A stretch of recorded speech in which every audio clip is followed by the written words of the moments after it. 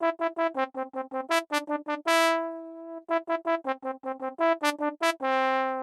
hello, and welcome to the 1218 Show. It's a very exciting week because I have another guest. This is my fifth guest for the series, and one that I've been trying to get on for a while. And our schedules finally matched up. Right when I started this, he got a job that works down in Florida, and so now he's back and forth, but he's in Florida quite a bit of the time, so we've had a really tough time being able to get together. However, we finally are able to do it. And I think you guys are going to enjoy him. He's a good friend of mine. I've known him for 20 years, approximately, give or take a year. We met because of the people that I worked with before. They grew up with him, and so they'd known him his whole life. Or I should say she, one of the ladies that ran the place that I was working at. And so we've become really good friends over the years. And I've given him credit in a couple of previous episodes where I mentioned that I couldn't wait to have this guy on because he was one of the guys that really kind of taught me how to argue or debate. Because I never felt like I was really good with that. And this guy is a master debater. Like no expectation. And trick. Well, just in that he's trickery, and so it took me a while to figure out his ways so that we can combat fairly. But anyway, I want to introduce you. This is my good friend Fernando Marulanda. He is born and bred in New York, which is where we're going to start the conversation today. He's lived here his whole life outside of when he's got to leave for work. He's a true New Yorker in every sense of the word. And so I hope we can talk about some old hip-hop. I hope we talk about the 70s and the 80s. And there's a lot of, he's got a lot of stories and a lot of life. And welcome. I'm so glad you're here. Thank you very much, brother. Yeah, I appreciate absolutely. that. Absolutely. Long time in the making. Yeah. This is good. I'm excited. I didn't know that you thought I was such a prolific, what would I say, not argumentative, but a person that can argue. Yeah, I wouldn't say it's prolific. I think you're full of shit half the time, but that makes it more prolific. But it works. That makes it even more prolific, right? And this is the relationship that we have going forward, just so you know. I guess, yeah. Sounds good. Yeah, no, one of our good friends, and I worked for a long time, grew up with him. They went to school, high school, not high school, but junior high and grade school, right, together. Yeah. And then have remained friends forever. So he would come in and hang out when we were working at the bar that I was at, and to visit with her. And then over time, he and I got to bullshitting and talking, and then we just have. I end up spending more time with you than with her, actually. Yeah. And we have a lot of things in common, a lot of similar ideas, and then a lot of opposing ones too. So. We've had some amazing debates, but one of the things that we've always connected on is music and movies and entertainment, just because our appreciation for all of it at at every level is really cool. Like even artists that aren't even signed, he'll be like, "Yo, I heard this new thing," and and we just share that kind of stuff. It's really. That's what it's about. Cool. Yeah, absolutely, man. So you grew up. So you're born in the '70s, like myself. 69, actually. You're 69. No shit. I'm 69. So it's the Mets. 69 Mets. Man on the Moon. Fernando. That's funny. And what's that? You know that's similar to why it's called the 1218 Show. Did I tell you that? Did I tell you why? No. So the 1218 Show. I've always said that I have the best celebrity birthday, which is December 18th. I'm the 19th. And you're the 19th, right. Oh, that's the other thing, too. We're both Sag, which is awesome. It shows. And my birthday has Steven Spielberg. It had Ray Liotta, rest in peace. Steven Spielberg, Ray Liotta, Christina Aguilera, Brad Pitt, Katie Holmes, the guitarist for the Rolling Stones. I'm not blanking on his name right now. Brian? No. Shit. Keith Richards. Yeah. Keith Richards. And of recent, DMX, rest in peace. Recently, there has been a Ty Cobb, also, which is a long time ago, and Joseph Stalin. And then your days, yeah. That's good. And then the most recent one was who's the little singer that was huge maybe 2 years ago? The little singer was huge. I love that. I'm sure she still is, but I can't think of her name right now. Shit. It's like a name for a porn movie. The little singer who was huge. I love that shit. What the fuck is her? Shit. It'll come to me.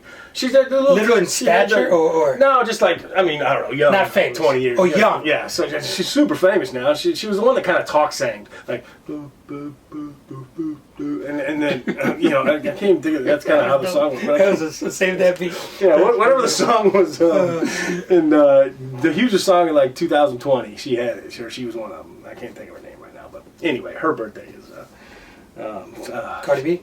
It's not Saya. Saya's not the 18th. I'm gonna look it up while we're here. Cardi B, no. She. I know how you feel about her, so I'm gonna keep mentioning her. No, dude, I don't hate Cardi B. I didn't say you hate her. I didn't say anything. That's funny. I just wish that they wouldn't give her so much radio play because she's not a good influence for her children. I think you're a little late. I think you missed that boat. Like maybe. Yeah. But Alice Cooper was though. Luckily, Alice Cooper was and. Yeah, no shit. But I never actually listened to their lyrics. Were their lyrics real nasty? Theirs? Yeah, like Alex Cooper. I never. No. I never really. I wouldn't say they were nasty at this level. Today is just like some Babylon demonic. Dude, I'll tell you what's crazy. I don't. All right, this is a good. I don't understand. So, I think it's so funny that you remember when 2 Live Crew came out. Yeah. And it was like fucking banned. Yeah, me so horny. Yeah. Pop that pussy. Yeah, pop that pussy. Pop that pussy. It was fucking banned. Yeah. And then their second record was called Banned in the USA or whatever. And then it comes back out there. And now you've got Cardi B singing Wet Ass Pussy on the fucking radio. Yeah, no doubt. But that's in everything. No. Yeah. But that's in everything. Like, and I think that goes back to something happened after World War II, right? The Greatest Generation. The loss or the cynicism or the Saya, loss of anything. Saya, and then there's one more. She was born actually on my birthday. She's the same age as me. Wow. Like, yeah. And then there's one more. Billie Eilish, that's the other one. Oh, Billie Eilish. Yeah. So Saya and Billie Eilish are also both on Disney. I mean, that's a monster list. So for your birthday? Yeah. So that's why, and so the whole plan and the whole goal of this is to maybe at some point in the future, if it grows enough, that I could get some of these guys on, just because we share a birthday. 12, 18. Yeah. That's dope. That's kind of the whole theme and run, and I'd love to interview some of these people that are also. You should put like photos of them around. Yeah, that's actually a good idea. But and then do if it ever actually did grow, and I had a couple of them on, do like an annual birthday party for all of us. Imagine that shit. Like, yeah, I know, right? Can you imagine doing like a maximum birthday shit. party? Was the 1218 show birthday party?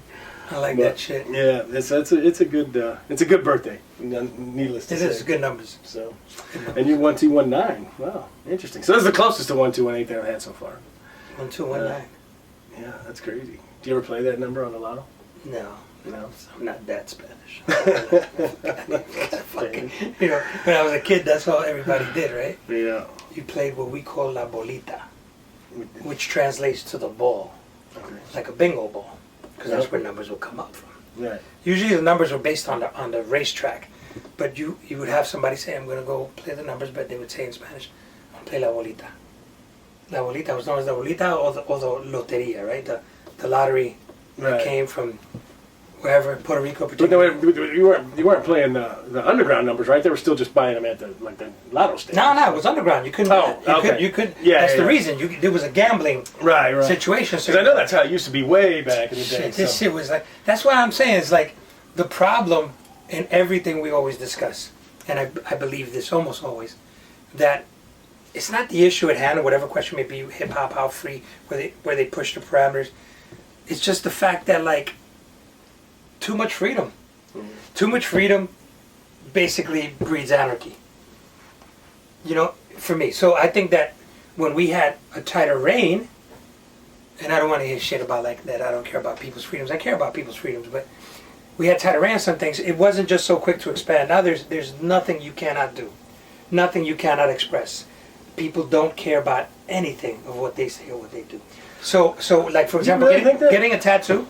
Yeah. Back then, we used to have to get a tattoo. There was this guy named David, rest his soul, in the lower. I think he was in the Lower East Side, and he was like a heroin addict. Mm-hmm. He used to call him a dope fiend, and we would go and spend like $20-$30. Get him a bag or something, and he'd make these crazy old. They're classic. Mm-hmm. They're classic. They're almost like the old pirate You know what I mean? Sailor tattoos, thick lines. Yeah. You know? And it was underground. It was underground. You couldn't go. It was something like word of mouth is the number they read down. Same thing with playing, gambling, anything. You know, and I think the same things are being done today, but they're just doing them without any type of limitation, without any shame. Even the people that used to smoke weed back in the days, like they would smoke these joints in between the carts, between the the caboose of the train. Yeah. And when you'd pass by them, any woman, lady, adult, family, they'd kind of like tuck it. Yeah, it was respect. They'd be high as shit, but they'd tuck it right or in front of your building. They'd move. Nobody gives a shit. Yeah, This generation is just so, I think, disenchanted with everything. Generations before me, you know what I mean, before us, did that is kind of fucked up. Beyond cynical. It's funny because I don't think that, I think it just one replaces the other. And when I say that, so let's go back to, okay, so do you remember in the mid to late 90s, I'm going to say it's 97, maybe, 98, somewhere in there, is when they finally loosened the regulations on television shows and you could say bitch, okay? So, and then there's some other cuss words too. I think you could say ass and, whatever. And it was so annoying because every fucking sitcom at that point, in the next 10 episodes, would say it at least once. Like, it was like, everybody got this one? Yeah. And everyone, and then it would just get this uproarious laughter. And it was like, wow. You look back on it and you're like, it was such a corny little period where it's like, ooh, we can say bitch now. So let's say bitch. Like, it was, but then all they've done now is just retract everything else. Now they censor all, like, you can't say retard anymore on a TV show. You know what I mean? So it's like there's no, you can't say it. They won't say it. If it's in an old show, they bleep it out. So it's like one replaces the other. Yeah. So there's always a like. I could see that, but the question becomes this, right? Every generation thinks that the generation in front of them, oh man, they're different, right? It's a little bit of because we get frustrated with dealing with our own mortality. We're not living that life anymore, and we're kind of like subconsciously perhaps envious of the creativity because these kids are amazing in many ways. Yeah. But for me, I go, what's the next step? I'm trying to look at what's the next step of just being, living this shock reality, which what I call like everybody wants to shock. Yeah. Say what's not allowed to be said, do what's not allowed. Like the next level with this social media shit is honestly like public executions. That's got to be like the next level because they're showing people rather show someone slowly dying than to help the person. Yeah, totally. I mean, so you see somebody getting beat up or something, and everybody pulls out their phone, nobody helps. That's a uniquely this generation thing. Yeah. And because it's a uniquely pertaining to this generation, they become so desensitized. Where do you push the envelope? Like every generation before us had pushed the envelope, which meant whatever it was, right? Right. Lenny Bruce. Pushing the envelope, you know what I'm saying? Comedians, right? Yeah. Actors, right? Sidney Poitier, pushing the envelope. How are they going to push the envelope here? Yeah. How much cock, ass, choke, anything you want to fucking mention is going to be enough for you to identify yourself or be that? I mean, it's fucking sad for them. Yeah. For us too, because we live in it. Yeah. They're fucking burning up fucking homeless people. Yeah. You know what I mean? They're doing crazy shit. Yeah, it's awful. I mean, I feel like people have definitely gotten meaner. But that's because their circle of reality is based on something that's not even tangible. People tend to act in a savage way when they're amongst a group, like a concert. Mm-hmm. Even friends, right? But the euphoria of like trying to be, funny and impressive is, and that's a small group. So go to a concert. That's why there's deaths in a concert. People start doing mosh pits, whatever the fuck is that. Yeah. But now, each person can be completely unprepared to deal with a person on a one-on-one, but they're still part of a group that spans millions. Yeah. And because of that, it's so intoxicating, I think, that they'll do anything, even to themselves, to just get that, I'm acknowledged as I'm part of something innovative. And the funny shit is that they don't even know that a lot of shit they're doing is not really innovative. It's the same fucking special girl that thought Paul McCartney was now going to be famous because of Kanye. Right. It's just fucking stupid. They have no ideas. And don't get me started. Don't fucking get me started with that fucking. That motherfucker.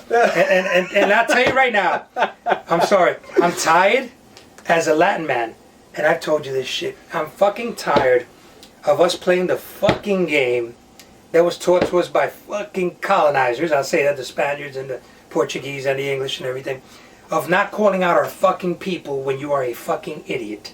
Yeah. Of saying everything is permissible because you're Latino, because you're Puerto Rican, because you're black, because you're anything, when that is what does most damage to our fucking community. Right is right, wrong is fucking wrong. That's the same OJ mentality. Kill the bitch, but fuck it.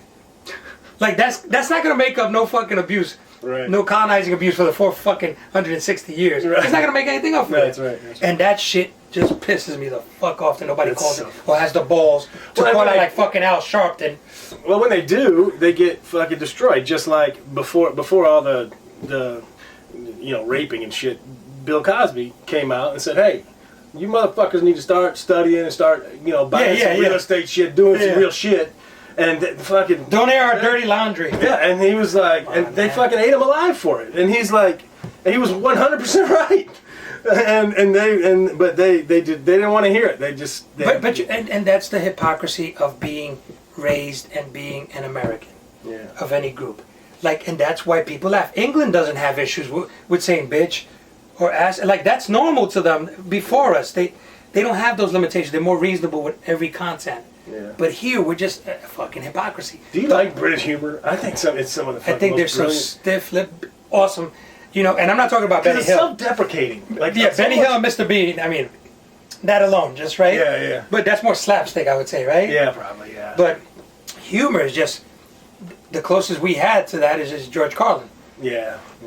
Did you know? Now I haven't verified this. I've been working actually recently on my family tree a little bit. And up my family tree is Stubblefield and Carlin. And apparently, George Carlin is a very distant cousin of mine. I'd have to go up 5 or 6 branches before I found the branch that he fell on. But apparently, because there is a Carlin, I'm a direct descendant of Carlin's. And apparently he's on the city boy. City boy, a Harlem boy. Oh yeah, Harlem boy. That's right. Yeah, because he used to talk about how Harlem, 120, 21st off Broadway, I think, in Amsterdam. Right. Yeah, I used to live over there with a girlfriend. He used to talk about one of his best bits ever, which has been so fucking huge in the last 2 years that's been resurfaced and circulated, was that one where he talked about immune systems. And talked about how everybody's a pussy now and he's like, you know why we never got sick? Is because we swam in the fucking Harlem River with sewage. He's like, our immune system was fighting every day. Absolutely. I also believe is that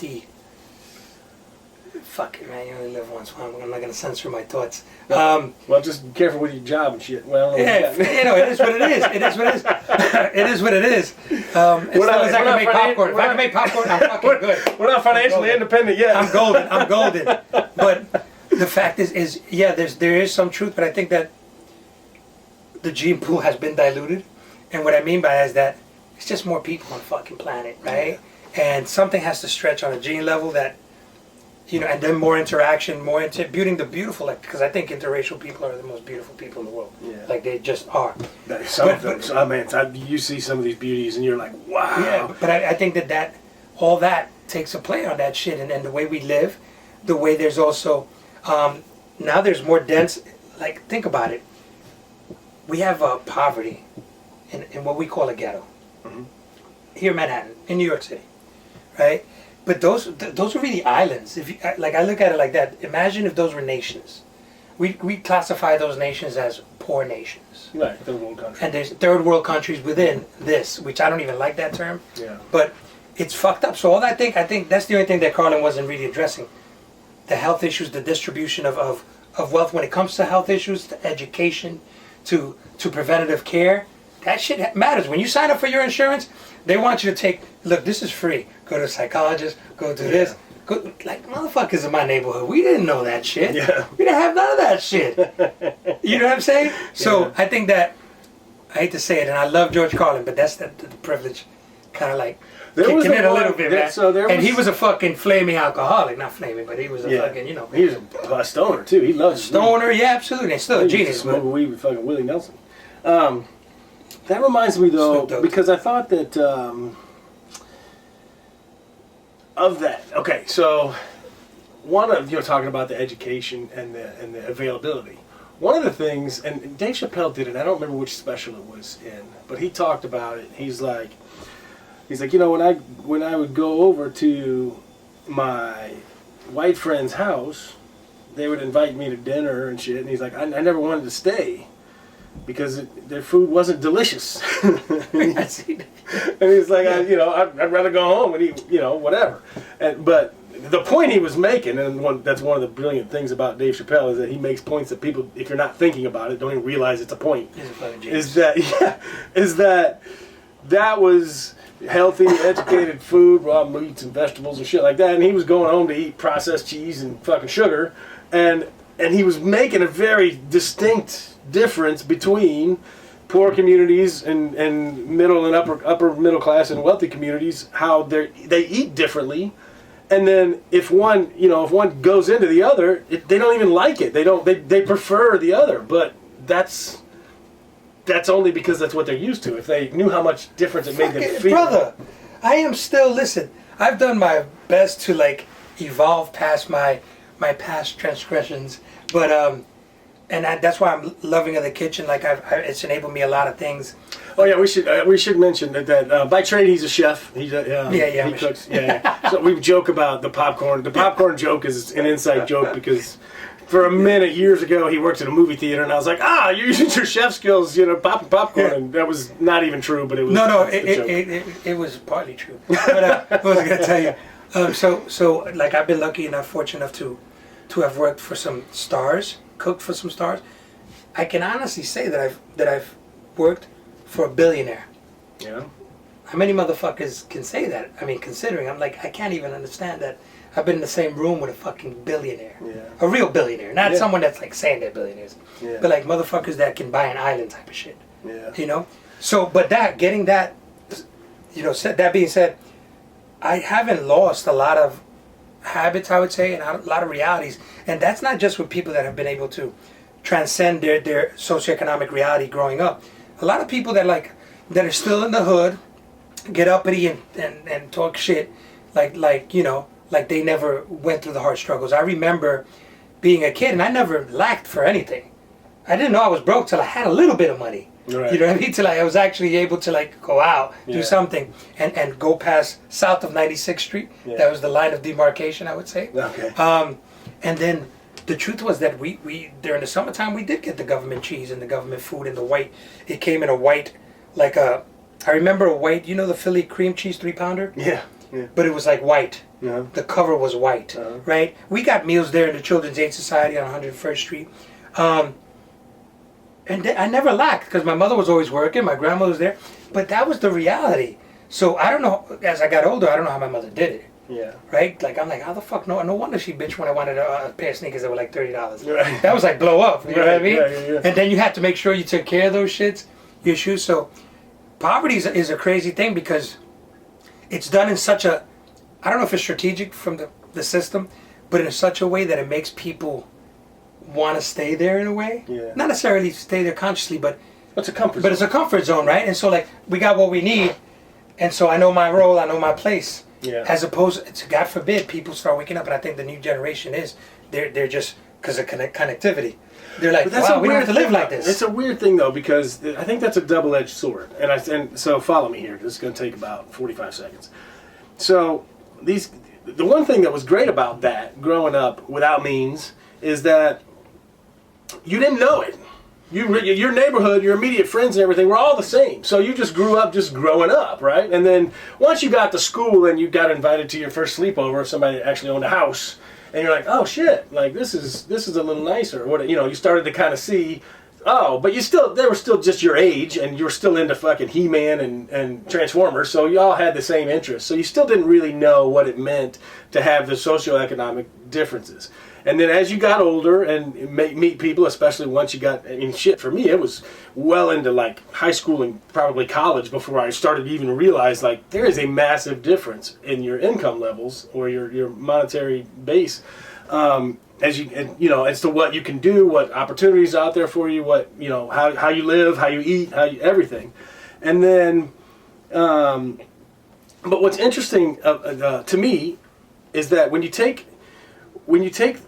the kids nowadays, they if we had seen what let's call them the preppy boys that had all the good stuff growing up and always had the brand new pair of Jordans and always had the Haro bike or they always had all the good shit like when it first came out, and realized that their parents were kind of spoiling them or whatever. These kids today, they live too much in their phones and in the digital world. So their friends, they go outside and hang out with their friends, and they're not blind to what's going on in the rest of the world, so they get angry because they're not living the life that they see some other kids living online. And so it breeds this sort of like, well, we have nothing, I want to live like that, and they just try to. Back when we were kids, we either had to like watch, we wanted to be like Michael Jordan, or we'd look in a magazine and buy, want a new skateboard. That was the extent of how we wanted to reach. These kids today are trying to make, they're 14 years old trying to figure out a way to how to make $1 million. And it's like... Because it's doable though too. I'm not saying it's not, but the disappointment, the coming up short of it is creating, they're like, I know it's possible. I saw it on the fucking, this guy told me it was possible on my phone. I know what you mean. And it's like, but you're not living. All you're doing is comparing. I agree with you, but I think that Zell said something to that fact that we're in a society where we put so much pressure on being quote unquote successful. What is that, right? We don't know, but successful. And so the thing is that no one is happy saying, you know what, I'm a carpenter. No one's happy with that shit no more, which is fucked up. Yeah. No one's happy saying, you know what, I'm a farmer. Yeah. And I don't know how the world is going to continue or exist if everyone wants to be the top dog, millionaire in an office pushing buttons or making videos, thinking you're the best rapper when you probably suck. Yeah. You know what I mean? Probably mumble rapping all your shit. Don't get me started on that shit. So that should be my show is going to be called, but don't get me started. But, it's fucked up. But it gets back to that. I think that, and speaking to a couple of parents this week in just conversation, parents' job is to try to shield, protect, and teach their kid, right? So you keep them in certain parameters. My mother was very strict with me. She was no fucking joke, that lady. She could have been a nun. That's how fucking abusive she was. Yeah. God bless her. But these kids just have no fucking structure, no parameters, no nothing. It's like they dress them when they're like 6 months old, like a year old. With Tim's, a belt buckle, you know what I'm saying? Yeah. Standing like this. Yeah. The girls are fucking, they're putting all this makeup on them, and I get it.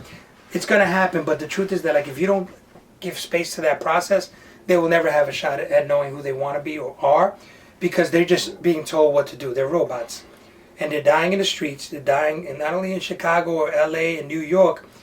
The violence here has been crazy since like the 90s, and I lived through the 90s when it was a crack epidemic. Yeah. Was 2,000 murders a year in New York. Yeah. That shit was crazy. Yeah. And so we're just giving these kids these phones. It's like giving them a gun and the bullets and not telling them how to use it. Yeah, it bums me out because I feel like if people would remember that if you just live in your world and live right in your world, right? Treat the people in your immediate surroundings nice and do the right thing whenever you can and as often as you can. And if everybody just did that, then as a group, it's just a better place. If I'm doing the best that I can, you're doing the best that I can, being polite, treating people right, doing proper business, all those kinds of things. And I do the best, and then you do the best. And then, so if everybody in their little worlds did that, then as a group, it automatically becomes better. And you're always going to have the dark side of everything, but hopefully that just gets snuffed out because everybody's continuing to do good. But these kids today, I took a road trip a couple years ago, and it was right after somewhere after the George Floyd thing. So there's all these like crazy, and I was going up to see one of my buddies in Wisconsin, and so I had made a couple. It was kind of like a road trip where I stopped along the way and saw several different people and friends and family along the way. And somebody, when we were getting ready to head towards Wisconsin, somebody's like, "Are you really going up to Wisconsin?" I said, "Yeah, why?" And they was like, well, all the riots and stuff up there. And I'm like, turn off your fucking phone. That's what I said. I was like, turn it off. That's a 2-block thing. It's literally, there's zero safety issues getting on the road and driving up to Wisconsin to see my friend in his beautiful home in his neighborhood and hang out with their family. Now, if I want to get in some shit, I can drive down there and do whatever, but how stupid am I? But there wasn't any violence to external people, but with the police. Yeah, it was also, it was the government. But people were so scared because they're living in their fucking phone thinking that, well, this is just going on everywhere. And it's like, they have no concept of how big the world actually is and how little these little incidents, they see something on the phone and they just think, well, that's happening everywhere. And it's like, no, unfortunate shit happens every day, all the time, and it sucks. But when it goes viral, people think it's all the time everywhere. It's like, educational system, we're not, like when I was a kid, there was still home ec. Yeah, we had home ec. Right, home ec, right? Yeah. And so it seemed like, the guys didn't want to take it. I get it. We had shop. Yeah. Right?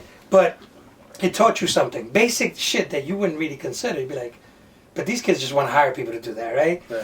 I'm surprised that the way the NFL does, for example, in the NFL now, when new athletes actually have an orientation of, and I think the NBA is doing it too, an orientation of how to spend their money, who to have around them, what to do on certain days. I saw that somewhere. Shit like that. Yeah. So we do that for these guys that are grown fucking men, which everyone needs, don't get me wrong.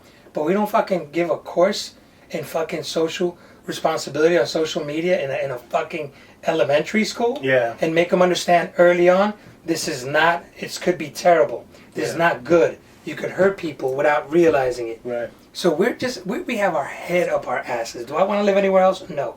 But the United States of America is just there was a Joe Rogan podcast, and this is a long time ago, so I can't reference specifically which one, but fucking he Joe. said in it, he's like, here's the thing, it's going too fast for us to keep up.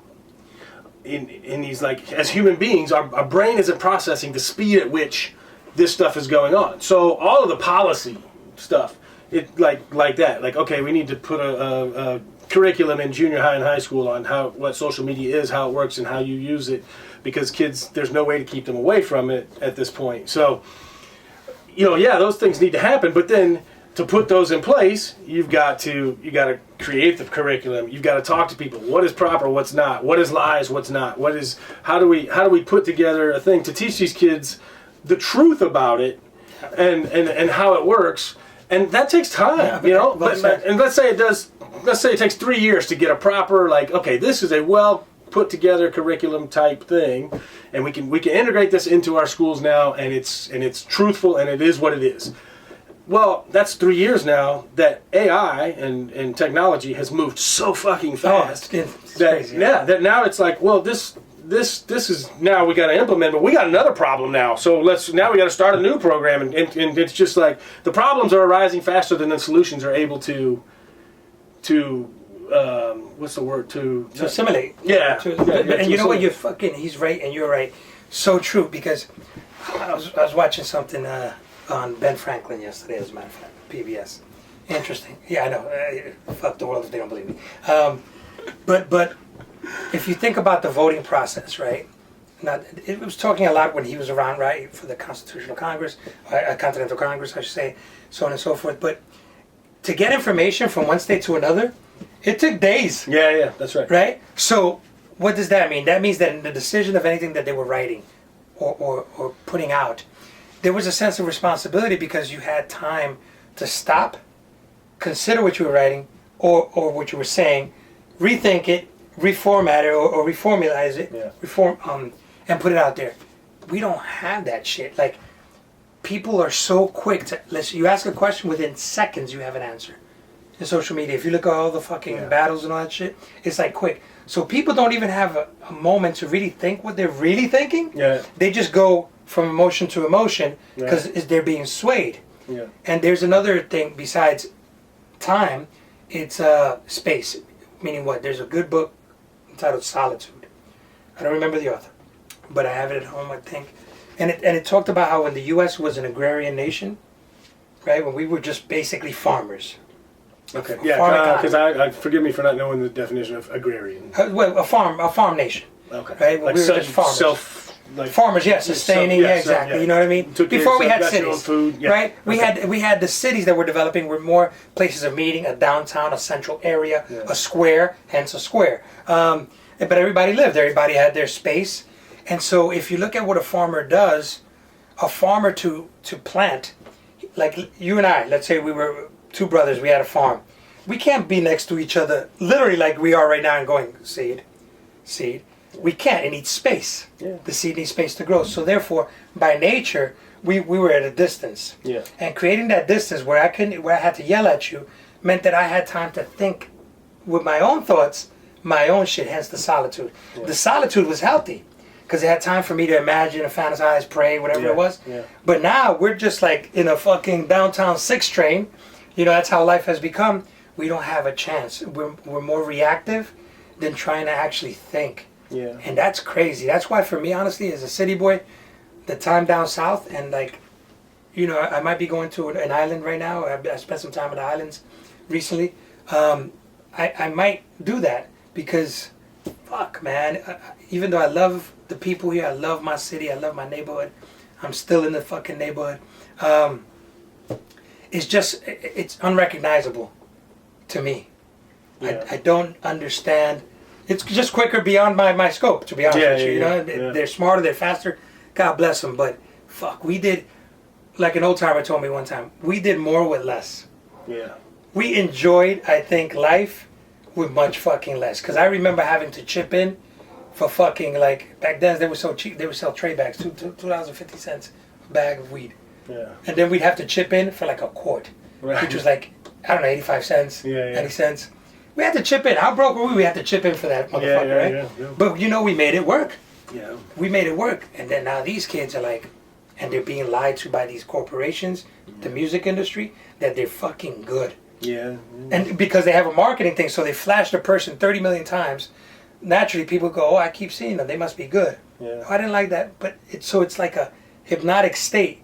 When they kind of suck. Yeah. When there is no fucking talent. Not all of them. Yeah. But which one of them are musicians? Which ones can read music? No music theory, can write music. Not that you need that, but at least the rappers were fucking cerebral. Right. I will put like Chuck D, when I would diverge into something, but you know, I'll put Chuck D, maybe Coogee Rap, besides Nas and Mos Def, to fucking anybody on an intellectual circle. Obviously, you know what I'm saying though, BDP, you know what I mean? Yeah.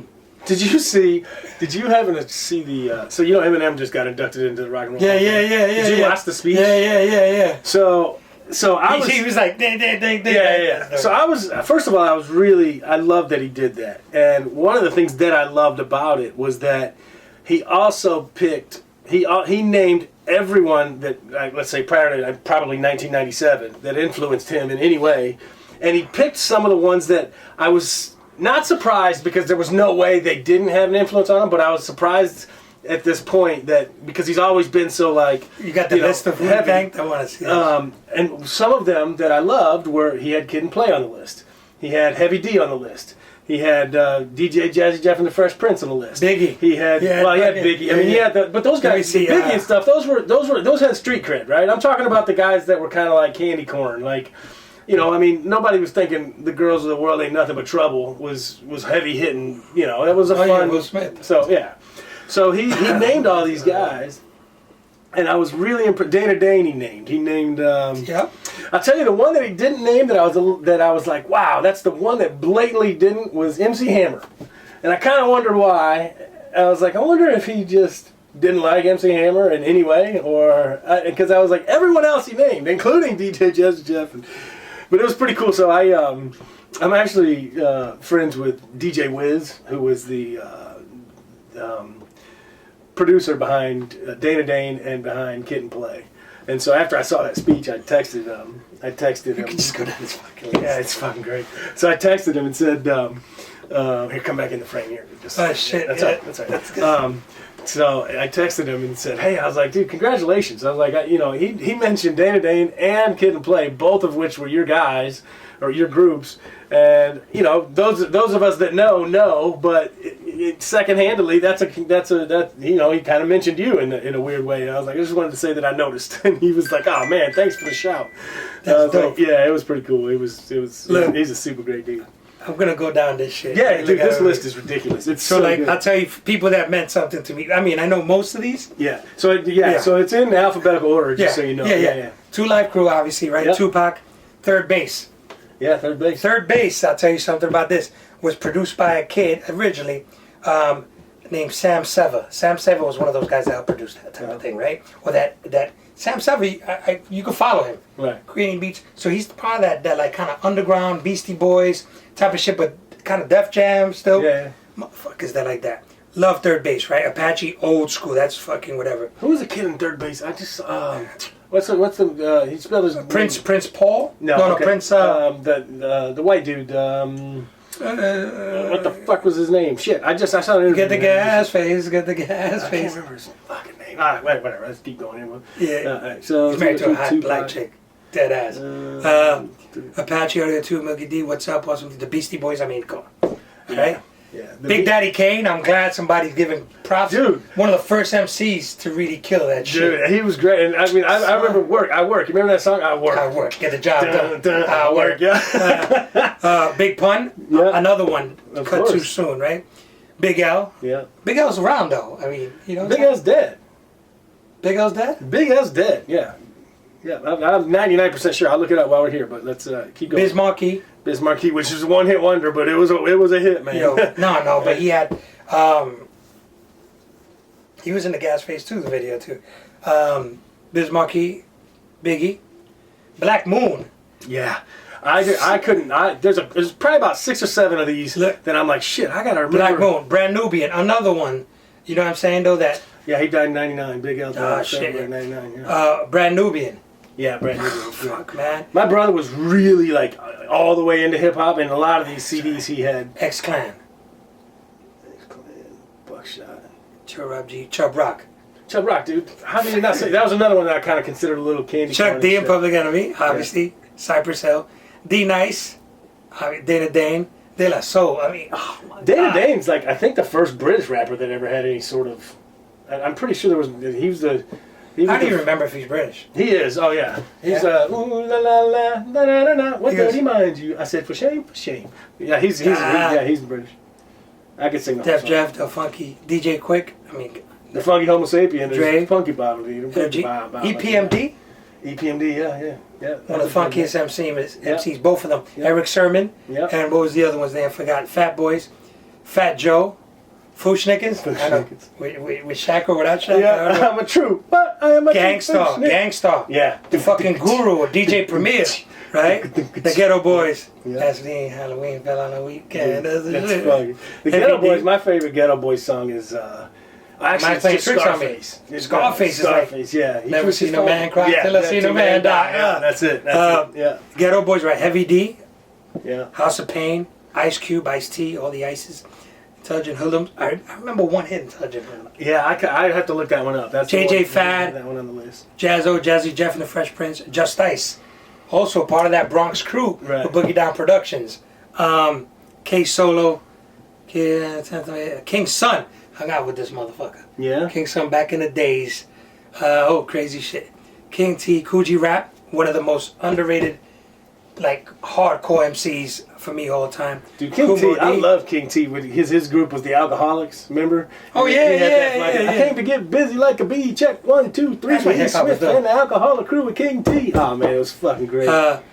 KRS-One, Kwame. Kwame Yeah. had like one hit, but Yeah. he went out to produce. I think he was British. Was he? Okay. I think. All right. Kwame, Lakeem Shabazz, not sure. Large Professor, Leaders of the New School. Yeah. Busta. Hey, come on. Yeah. Busta was weighing like $110. Yeah. You know what I'm saying? Now he's like 300 pounds Busta old muscle. Busta Rhymes, yeah. And he was like Dougie Doug. Yeah. He was like that image of Dougie Doug, right? Lord Finesse, Lords of the Underground, Mantronics. Mantronics was really a group of 2 people. Yeah, I don't know that. What's his name? And he lives down by Bleecker Street. On Bleecker Street. Oh, really? I'm going to drop something off to his house with my boy Spider, rest and soul. Mantronics, Master Ace, MC Bree, MC Light. Dude, MC Light and MC Breed, both of those I was surprised because MC Breed had Ain't No Future in Your Front. If it was up to me, I'd paint the White House black. It ain't no future in your front. That's a fucking jam. And then MC Light was gotta gotta have a what, gotta what, yo, gotta get a roughneck. She had that song. Her first hit was But she was on fucking, because it just sounds, oh fuck, man. Oh, you know who's not on here? Did he? Queen Latifah. Oh, no, he's on. Okay, never mind. MC Shan.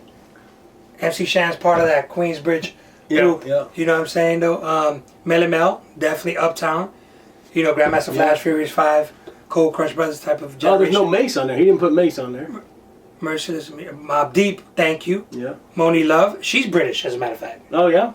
Moni Love is British. Nas, Nucleus, jam on it. Onyx, Organized Confusion, Outkast, Andre 3000, Press Far Side, what? Yeah. You know what I'm saying? Queen Latifah, Rakim, come on. He should have started differently, but I guess he played it smart in order. He just went alphabetical. Redhead Kingpin, P Rock and CL Smooth. Yeah. Redman, one of the most underrated MCs also. Yeah. That motherfucker. He's actually got him like on his list on the Eminem show when he lists his top 10 rappers. He goes Reggie, Jay-Z, Tupac, and Biggie. I think Redman's name is Reggie something.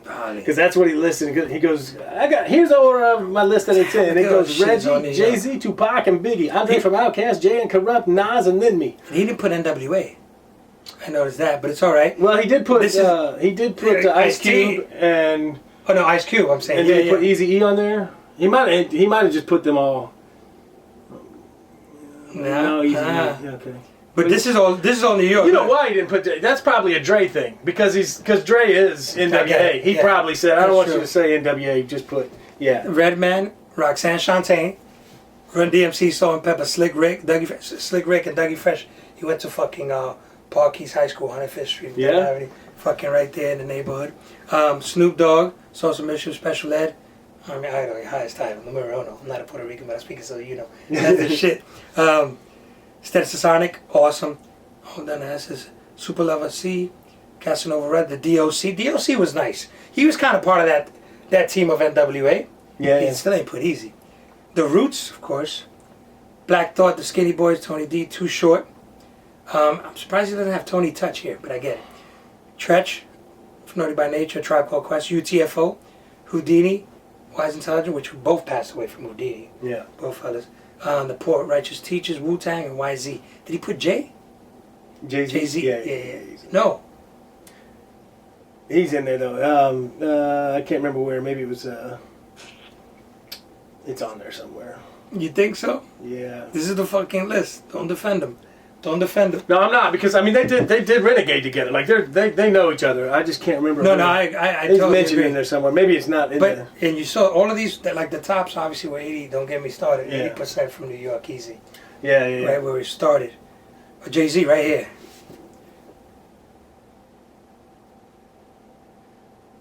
Yeah. Look at that fucking squad right there. Yeah. 10 acts have been inducted into Rock and Roll Hall of Fame as far as hip hop. Yeah. That's Run DMC, NWA, Jay-Z, LL Cool J, you heard me. Biggie Smalls, Tupac Shakur, Public Enemy, Beastie Boys, Grandmaster Flash, and the Furious 5, and Eminem. Damn. I know we went into that shit, but that's what we get into. That's cool, yeah. I mean, I don't know. It was a good little speech. If you haven't watched it yet out there in the real world, it's worth YouTube. And and the whole performance actually cool because he did Rap God live, which I've never seen. He'd never done it live, I don't think, because it's so because that speed verse in there is just like stupid fast, and so I've never seen him do it live. And then, but he did the for they do a concert for like 15 minutes before they actually accept the award. And so he did Rap God and some that shit was the only one that could do. I mean, not the only one. There's some cats that could do that. Speed, rapping. Well, if you remember, Big Pun could do it. Well, there was one guy. I think his name was Twista. That's what he Twista. did. Yeah. And the kid from Fushnikins too. Yes. I can't remember which rapper it was, but one of the Fushnikins guys was a speed rapper. That was hip hop. Dude, I'll tell you, there's one of my all-time favorites that never gets, and I don't think he was on the list, was Lords of the Underground. He put Lords of the Underground. Are they on there? He put Lords of the Underground. Because Lords of the Underground, that record, from beginning to end, I have this list of records that's only, I don't know, maybe 15 on it, that I think are perfect albums from start to finish. And the only parameter that I have is it's allowed to have one track that I think is mediocre or crappy. Just one. If it has two, it can't make the list. Lords of the Underground's on that list. I think that album from beginning to end was fucking perfect, and that's it's not a big list. I mean, like Green Day, Dookie is on the list. Garth Brooks is on the list. I mean, it's Alanis Morissette, Jagged Little Pill's on the list. Look at my just clip of classic hip hop shit that I got right here on my playlist. Oh yeah, dude, that's great. Warming Up King. That's cool. Fuck, man. Yeah, dude, it's so. You good, can't play this. man. You have to It's get so permission. Fun. It's so fun. Yeah, no, I can't play stuff. What was I gonna tell you? Yeah, I mean, you can get it, but they would pay royalties if it ever got enough stuff. They would have to. That'd be a good problem to have. Yeah, No doubt. But I don't understand. Back to these kids. I love them because. Did you So did you know? So growing up, so you got to be about the same age as Puff and Mace. Mace was running in Harlem all the time. Did you know Mace at all? No, he was a little bit. I mean, I'm East Harlem, Spanish Harlem, but Mace was there. Black Rob that recently passed away. Was it last year? Black Rob was someone that you would run into. There was places. There was clubs called the Rooftop. Up in Harlem, there was where players would go, big time players. So everybody kind of knew of each other.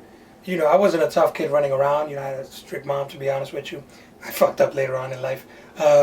But those are the people, for me, there's like three genres that collide in East Harlem and the South Bronx, which is salsa, freestyle music, which I don't know if you're really into that. Or even know what the fuck that is. Well, by title, no. I'm sure I know. I don't freestyle know. TKA. There were some pop songs. Okay. And then hip hop, right? And so hip hop. Well, isn't Dion and the Belmonts from up there too? Don't you know? Yeah, man, Dion and the Belmont. I know that nigga was like, yeah, Dion, absolutely from the Bronx. But so many people came from that area. Look, Burt Lancaster, 105th Street and the 6th Street.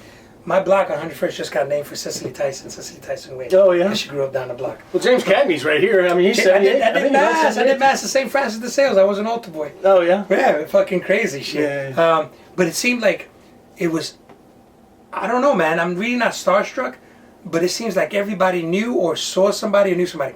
I used to hang out with Greg Nice from Nice and Smooth. Oh, no shit. Absolutely. That was my dude. Dude, I still got his number on my fucking phone. That's fucking awesome. It's crazy. So you'll get Also underrated MCs, Nice and Smooth. Dude, I love the dude. I never did a show for less than $1,000. No doubt, shit. I got a quick story about that. So, my first job when I moved to New York was at Tavern on the Green. Okay, so I was a waiter. What year? 2000. So I was a waiter. So, I was a chef there in 2009. I closed it. Oh yeah, really? No, Okay, that's funny. Shit. So yeah, so I was a waiter there. That was my first job when I moved to New York. That's crazy. So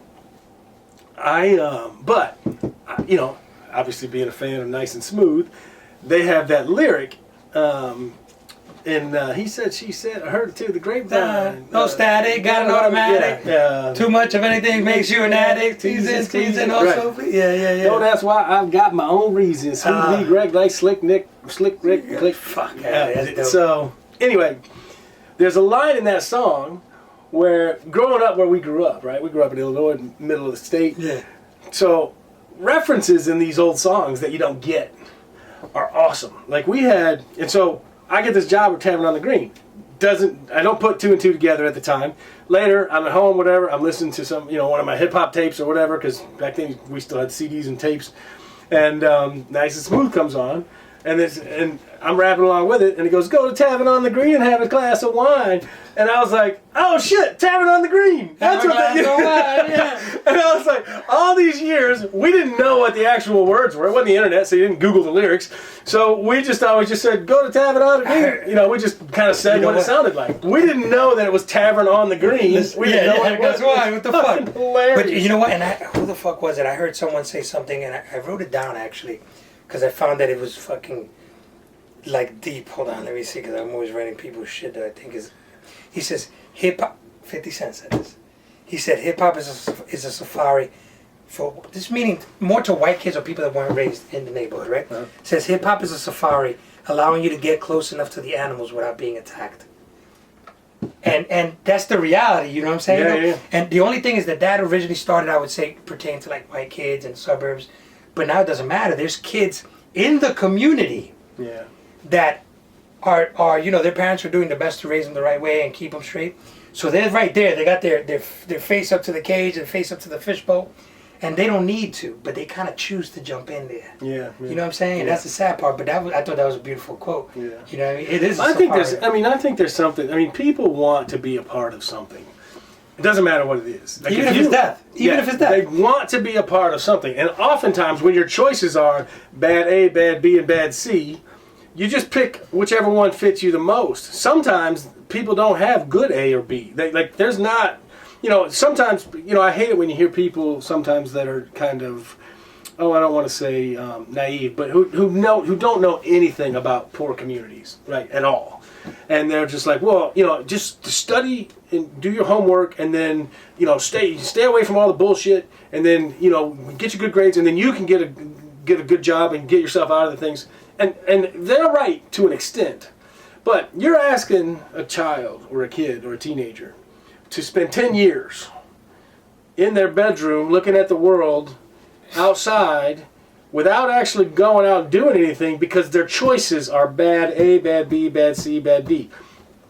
And maybe they don't have the parental guidance to get them, say, in an organized sport, or they don't have the money, or they don't, whatever the case may be.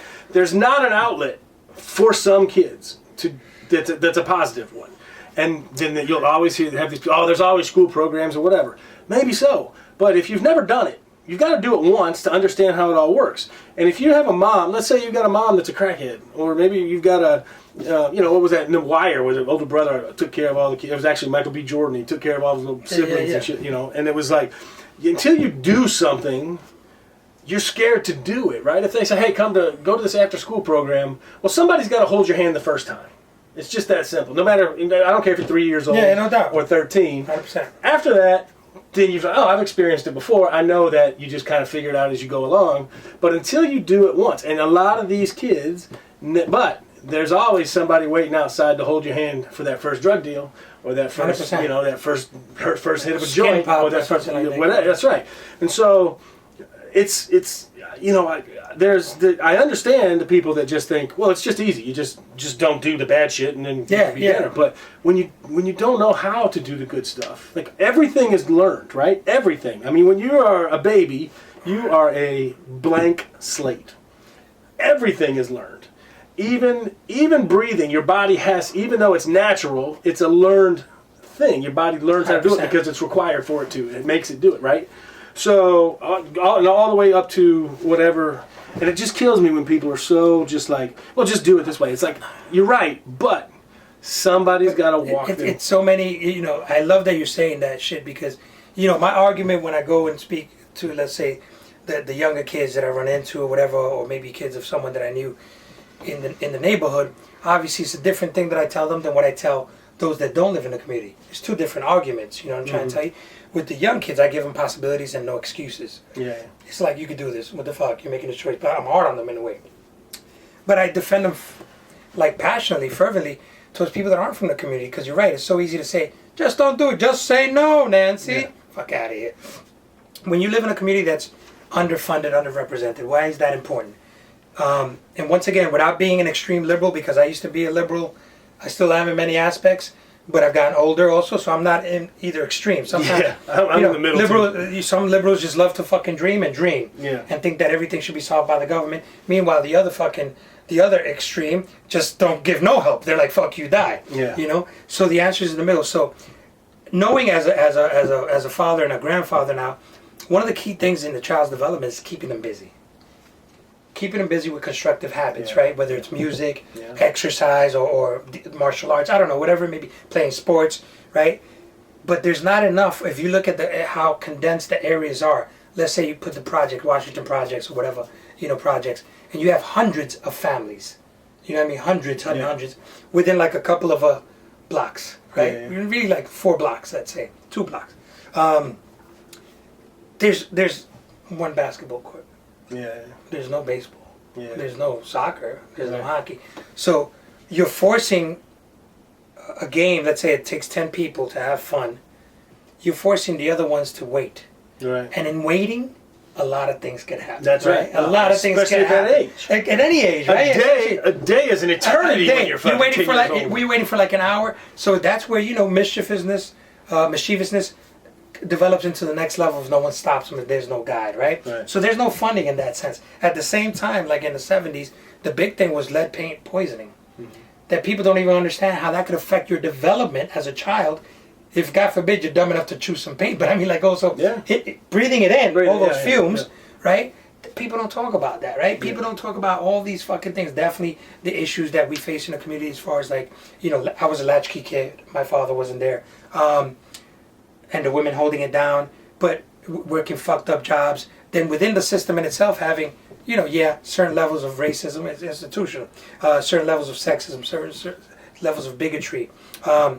Because I myself, as a chef, check this out. I've sent my resume to places, Fernando, Marulanda, right? I think that's how they see my name. Yeah. No response. I've taken the same resume, gotten rid of my name, and put FM, and put Lang, which is my mother's father's last name, German. FM Lang, to the same place I've gotten a response. Yeah. So, that's just the reality. I don't let those things stop me. Yeah. But I recognize them, and I have a privilege. So, and that's just me being able to get away. I was lucky enough to have a mother that was very progressive, inclusive, and taught me well. And I learned how to speak and communicate, even though I kind of ran from it. But there's kids that don't have that opportunity, like you mentioned. There's kids that are being raised by their grandmothers because both parents were fucked up in jail or whatever, And that has nothing to do with race, It has nothing to do with race. The only difference is that, like, I would say that in the black community, there's racism that the black community faces. That's even from the fucking Latin community. We're a bunch of racist motherfuckers. Dude, there's not one single group that isn't racist. No, but I'm saying we are. We shouldn't be, though. No, that's my point. But of anybody. But in a lot of ways, people just think of racism as just automatically hateful. And a lot of times, it's celebrating the differences between people. Yes, but that one classify that as racism. But I'll give you a perfect example. But they do now. That's the problem. If I mention anything, well, but you have to speak eloquently and see the difference is like, and it's harder for you. I would say harder for you. With the devils now. But I will say it's because I can speak and I can tell you, motherfucker, where I was born, who I was raised with, what I did. Yeah. So I speak with that passion because I know that I've been part of it and part of it. Yeah. But the truth is that there's a, like you remember you talking about going to someone's apartment and going, oh shit, this is what they eat? Not only Chappelle, I've noticed that shit. Yeah. I used to go, I had a friend over here on 93rd Street between Madison and 5th. I'm not going to mention his name, he's German, right? That was my best friend. We were into comic books and everything. We went to PS 198, and so his mother was the super, and so we would go there. So the school is on 96th Street. I'm on 101st, and then he's on 93rd Street, off between 5th and Madison. Imagine that. Yeah. I would go to his house, and in the lobby, I was like, "Get the fuck out of here!" Before going into the apartment, and then I remember she would make liverwurst, and I'd be like, "That shit sucked." It's funny, kind of the Chappelle joke, right? Yeah. But that was my dude, and then I realized that just because he lived there, eventually it wasn't that meant that he had wealth. She was like the super of the building. Yeah. Right? Like Lou Gehrig's mom. Right. So the difference is that, like, we can navigate when you're of a lighter skin tone. You can navigate, and then you find a commonality, and then you realize, oh shit, I went to a white friend's, but it's not that he's white. That doesn't mean he had money. He just happened to have a mother that was a super that lived there. Right. But the difference is with the black community, when you are visibly African American. Whether it's Spanish people, they either give you one or two things. They're blatantly racist with you. They're like, oh, he's black. Or they will go, and this is what Latin people do, or used to do, many. Oh, he's black. Yeah. Like a pity shit. Right. Which, not understanding that's the same fucking thing. That's right. Right? You know what I'm saying, though? And I love my grandmother, rest of her soul. She died many years ago. She was raised in a different era. But I remember she would always pity, like, my black friends. And I'd be like, she'd be like, pobrecito, he's so cute. He's so nice. Like, you know what I'm saying? And she didn't realize it. Yeah. She's being condescending. Exactly. Yeah. But I realized it, that it's like, wow, so there's that facing, of my black brothers and sisters that, like, fuck that. And sometimes I talk like I am because I don't give a fuck. Well, that's one of the things that's really annoying about, again, access to social media and the pictures that these people are painting is if you are bombarded with that and you're told, oh, racism exists and race this and race that, and all you're thinking about is race all the time, or all you're seeing is stuff about race and stuff all the time, there's kids that are coming up now that they have too much access to the internet and they're watching and listening to the wrong shit, and they hate their skin color. They hate their parents for giving them their skin color. They feel inadequate when they're out in the world. These were not issues that we really had when we were young. We grew up, where I actually grew up was predominantly white, but the little neighborhood was pretty mixed up, right? And which was awesome for us growing up. We had friends of all shades. And nobody even fucking knew. Once in a while you would hear a joke, but it would be something, usually it was from like the black kids, like if they said, made a phrase or said something and somebody was like, what are you talking about? And they'd just be like, oh, it's a black thing. Okay, that was the joke of the 90s or whatever, 80s, that was the mid 80s, that they would say. And it would be frustrating if you were the one that asked the question, like, I don't give a fuck what it is, I just want to know the answer. Why did you say that? What does it mean? I'm trying to learn here, you know what I mean? Yeah. But they kind of held those kind of little secret things, which gave them identity, right? They were like, exactly. This is between us. And there's nothing wrong with that, I get it. But we didn't grow up thinking, like when we were outside playing football, a new kid showed up. Didn't matter what he was. Could he throw a fucking football? That's all we wanted to know. We didn't get, was he fast? Nothing else really mattered to us. And it was so much fun. And I don't feel like any of my friends back then, all the black dudes and stuff, and Latino, I didn't know a lot of Latino dudes, but all the black kids and stuff that I grew up with, I don't feel like any of them were ever ashamed of their skin color or felt any degree of insuperiority because of it. And these kids today are walking around aware. It's like they're wearing the scarlet letter, and it's like, that's not right. But it's not. But I would differ with you. I would say that just because the group that you knew didn't know, I wouldn't say that's the majority. I'll tell you why. There were studies done, and even now, and I forget the doctors that did this study. And you've seen it. You've probably seen it. You show a little baby, a baby girl or a baby boy, black, and ask them which one's good, which one's bad, and give them two dolls. One's white, one's black. They'll say the white one is good. And then they'll pick to play with the white doll instead of the black doll. That emulates them. Why is that? But so it's not necessarily the people you know. That's one level, right? But wait. But it's the whole media, the whole structure of what perpetuates the idea of what is beautiful, right? Thin, tall, white. That's just a fact, right? So okay, but wait. I want to know about this study because was it all babies always picked the same way? Because I feel like maybe a black baby would pick the black doll because they recognize. Yeah, no, that's what the whole study was based on. Like you would to see who would pick what, but the black children, more so than not. I'm going to look for the study. Picked the white doll to play with. And the attributes of the white doll were always good and positive, as in bad and dirty type of shit, which is fucked up. So that's what I'm saying. It's like, and that's such a weird. No, but let me tell you. But that's how come. And this is something I have in conversation that I've been learning. Racism, as the struggle, what I think is the struggle for people of color or in the world, is not something of the day-to-day bigot that we face, the Archie Bungers. We know that shit. Yes, it's frustrating and that people are fighting in the street. But that's a bullshit thing because people are fighting in the street. Yeah, but what I'm saying, like, there's shit. When I say people fighting in the streets, I mean the cops are killing black kids because of their notion of what black is, their fear. Not all. I'm making that statement. Not all. Yeah. So what I'm getting is that because that's not really. No, we'll delve into that. All right. But the thing is that the institutional things that were placed, the house that this built was built with wood that was perpetuating the mentality, and actually that touched on Ben Franklin yesterday that I was watching, that white is superior, that white is superior. As a matter of fact, the voting, when they had on the special that I was watching on PBS, was that the eternal struggle between the states' rights, right, and the Federalists, right? Alexander Hamilton, James Monroe, and I forgot who the other one was. It was really three.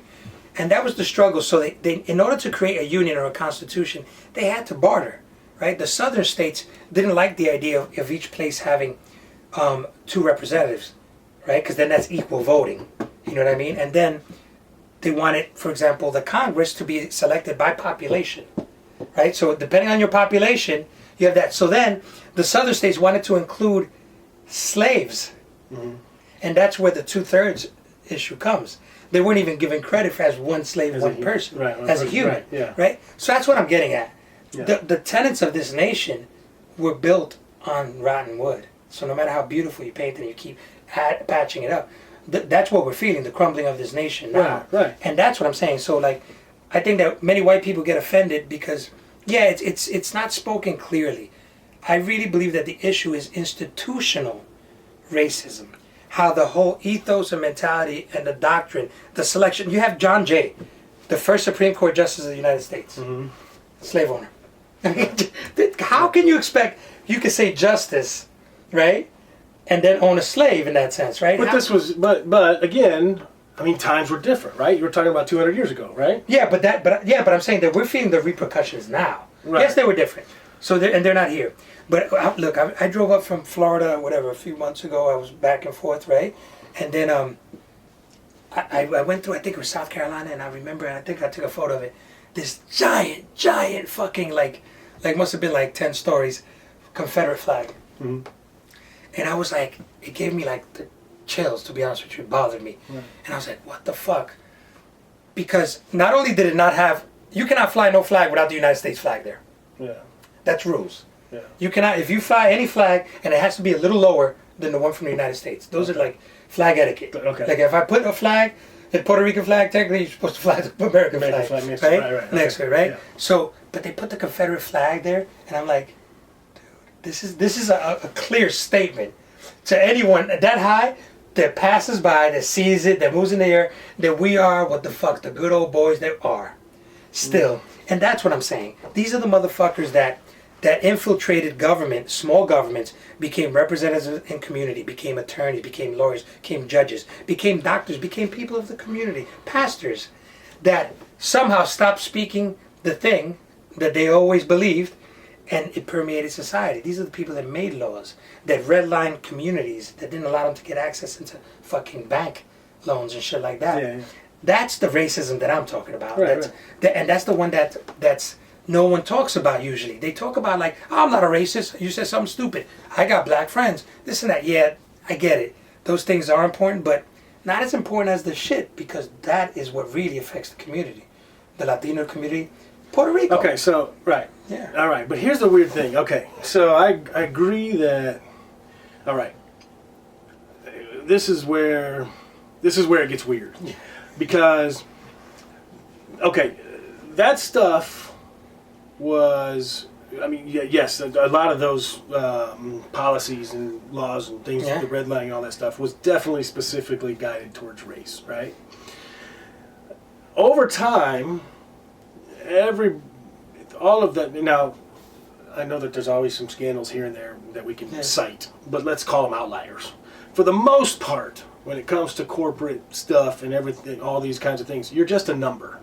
And your number is equivalent to how much money you make and how much you pay in taxes, right? So they've almost, and I say this, so I'm going to use, I was working in insurance for a minute, and one of the things that I just couldn't believe was where your address was.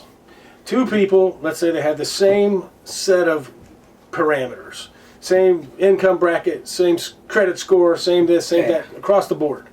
But one lives over here in a lesser desirable neighborhood because, for whatever reason, maybe they need to be close to work. Maybe one block away. Maybe 1 block away. And the other one lives in a nicer neighborhood. The difference in their insurance rate was astronomical. And I was fucking floored. And so then everybody, that's what people will argue, that's institutional racism and blah, blah, blah. And I think that I can't stand it when everybody makes it about race when it's most of the time about your socioeconomic standing. I'm agreeing with you. Yeah. I would say that the larger picture of in the galaxy is the struggle between good and evil. The haves and the have-nots. Right. I would say that that's the truth. Yeah. The problem is that we can't tackle that because we have to, think globally, but we have to act locally. So the things that affect us in this nation, right? Even though it started with that sense of like just money, right? And the invasion and colonization of places like the Caribbean, Latin America, Africa, India, Asia, was based on some type of wealth that was wanted, right? Yeah. What was used, and it continues to be used, that's the problem, is the division along the lines of race. Those numbers that you mentioned, like your social security number, let some people know, and your bank numbers, your ability to pay back loans, your ability to be loan worthy. Yep. Look at these fuckers that were in a land community, a bank in a land community. Who are you going to lend to? Fucking lands. Mm-hmm. You know what I'm saying? And so you're charging them more, and that's fucking, what are they called? The big bank? With the horses at the stagecoach? Wells Fargo had that lawsuit a few years back. Yeah. So that's what I'm saying. It still exists. Let's not pretend that it doesn't. You know what I mean? Right. It's just well hidden now. The system learns. It's like a matrix thing. It learns from itself, and it goes, I'm not going to call this always. So the white idiots that want to do like the Civil War reenactments, and those are the ones that are fighting, want to get killed, stupid fucks, right? Those guys are really almost at the end of the day insignificant. Yeah. The ones that stand to gain from the division are the ones that are in hands, which are usually the bankers. Yeah. You know what I mean? Which are usually the people that own banks and own families. And that's the thing that still permeates. Now it's just much more difficult for people to argue because, like, no, it wasn't because you're black. You have this opportunity. But it started from wealth from those nations. All those companies that were able to borrow money, to get money, to start, that now are multi-million, billion-dollar companies, started at a certain level where they were allowed. There were black companies that got destroyed. Right? Juneteenth, right? Let's talk about that in Oklahoma. People had the community got burnt out. Yeah. I mean, there's always examples but I'm saying of human atrocities. But I'm talking about, if you're talking about, let's say, 1920, because that was, I believe, 1920, mm-hmm. right? Or let's say from 1880, the Reconstruction, 1880 to now. It's really, think of how many generations. Like, what was the end of the Civil War, 67? 64. 64 was 60 to 64. And then Reconstruction, right? And then you went into Jim Crow. Then you went into fucking all the... think it's only been like about 4 generations. Oh yeah, so many times when we talk about something that's in the past, and like I said, people bug out because they're like, you're not black. Yeah, I know, I'm Latino, but I'm a mix of everything. People don't get that. It's we don't expect that. We think it's okay when these guys want to do Civil War reenactments. They're just remembering their past. We make every excuse for these motherfuckers with the Confederate flags, but it's okay. They're just it's about a past that they lived. Dixie and this and that. Fucking Jews. I'm not getting started on Jews, but I'm saying Jews, they're allowed. Okay, Ken. No, not at all. No, I'm saying they're allowed to always to think of that atrocity, right? Mm-hmm. Definitely the Holocaust. Mm-hmm. That was probably one of the worst things in human history. Yeah. They never forget. As a matter of fact, I think that's their mantra when it comes to that. Never forget. Yeah. Like we say at 9/11, right? Native Americans. Yeah. Native Americans don't start no shit. They kept the Native Americans fucking drunk and in fucking planted in little isolated areas. You know what I mean? They don't really bitch or complain. But African Americans bitch about something when they just killed Martin Luther King. They killed Malcolm X, like almost in my lifetime. Yeah. And people are almost, yeah. And people are like, get over it, man. That's the past. Yeah. What do you mean it's the past? Yeah. There's still laws that are affecting the choices in the inner city, I'm saying. Yeah. The only thing is that we are, we betray ourselves in many aspects. So it's not the day-to-day white guy that we see walking on the street. It's not, even though he can have fucked up feelings. But they're almost as victim to it. They're being used as pawns by the bigger ones, I think. Yeah. Which is the banks, the governments, all that shit. Did you see Chappelle's monologue on SNL a couple weeks ago? Yeah. Because he was like, all these like trailer park people or whatever, they're like, don't trust the government. He's like, we've been on that shit. Don't. He's like, we've been on that shit. And I'm like, dude, that's fucking hilarious because and then once again, Carlin, I saw him on this like round table. I don't know if you saw that, where the guy, there was a black brother next to him. He said, "There's no conspiracies. There's no conspiracies." And he said, "There doesn't have to be an overt conspiracy to be a conspiracy. These people go to the same fucking schools, intermarry, go to the same doctors, the same country clubs, have the same conversations in passing, and have an agenda that they don't even have to say. Right. That's the conspiracy." Right. And that's what I'm saying when fucking people do that dumb shit. Don't get me started, Illuminati. Illuminati. Fuck out of here, dumb fucks. Like if Illuminati existed, they would want you, you dumb fuck. Right? Dumb fuck. Don't get me started. I just saw a video. So I just think that those issues have to be recognized and people... Well, here's another take, another point of interest. So steering me. These kinds of things that we're talking about are also big business. There's money to be made in capitalism at its finest, absolutely. And let's say, okay, now, if you're a politician, your job security lies in getting reelected, right? Your power, all those kinds of term things. limits. Good.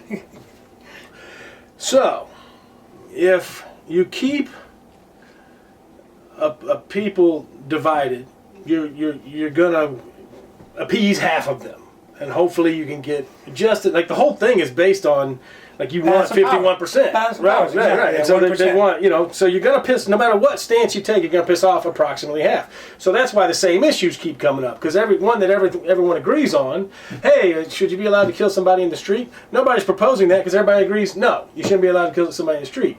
But you can figure out which issues are about 50-50. So you take abortion, you take race issues, you take all these issues and you make sure that you got them about 50-50, and then you try to craft an argument that can sway a few people to your side to keep you in power, right? And then now, so with that, the other bigger problem here to me is, and I'm going to use COVID as an example because it was a massive fucking display of exactly what I'm talking about. We have a problem. I'm not going to go into the conspiracy side of things and say that it was a created problem or anything like that. Let's just say a new problem arises. So instantly, they get in their little fucking, blue room and say, okay, we've got to sit here and figure out how we're going to handle this as politicians. And the first thing they say is, how do we spin this in our favor? How do we do whatever? Okay, come out. The program is, okay, we have a problem, blame the opposition for the problem, lay out a plan that we have to fix the problem, and then do whatever we can to appease the people that makes it look like we're fixing the problem. And when the problem goes away, toot our own horns and say we fixed the problem. COVID was a perfect example of that because COVID was a thing. It was not stoppable. It isn't stoppable. It's Mother Nature, and it's going to run its course.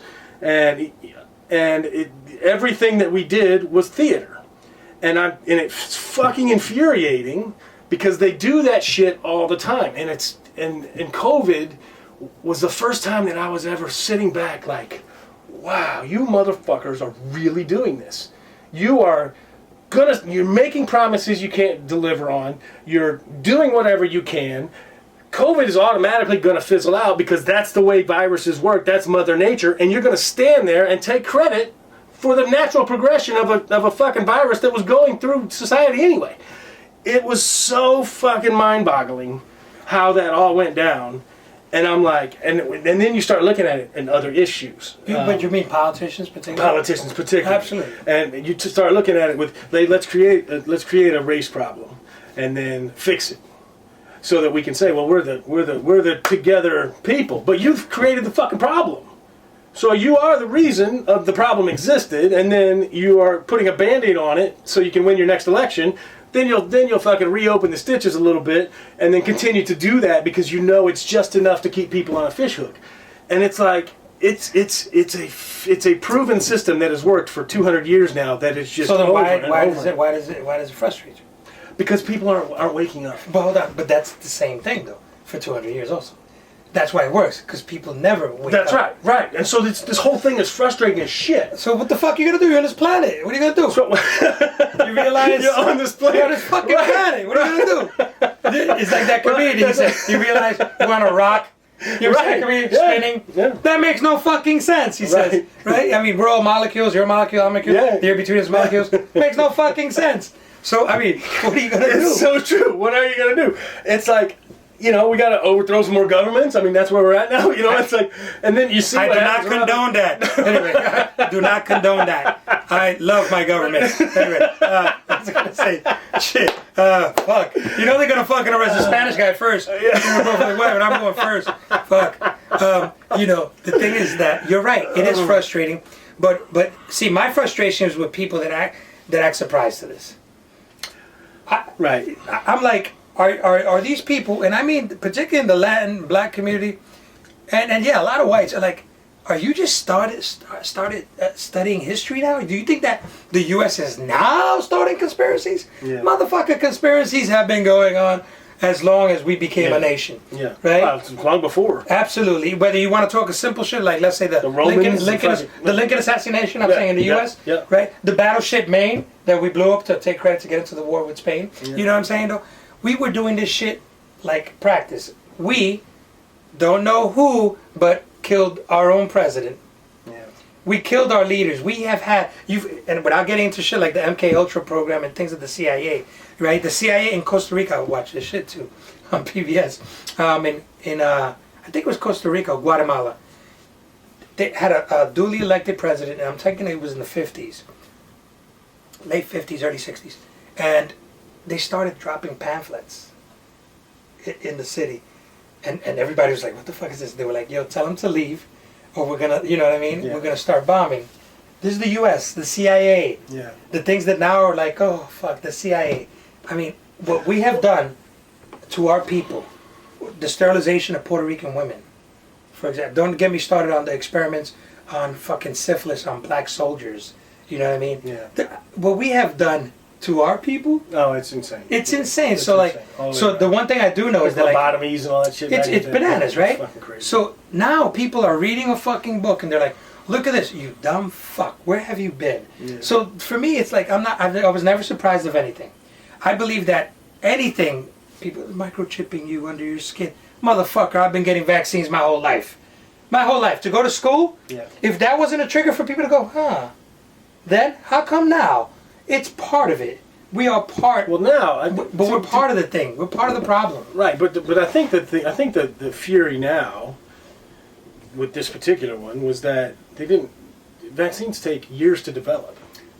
Why do we believe that? Because it's true. To get it in the proper dosage that makes it the least least healthy wise, you can a real doctor can like Osterholm. He's like, I can create a vaccine for it overnight.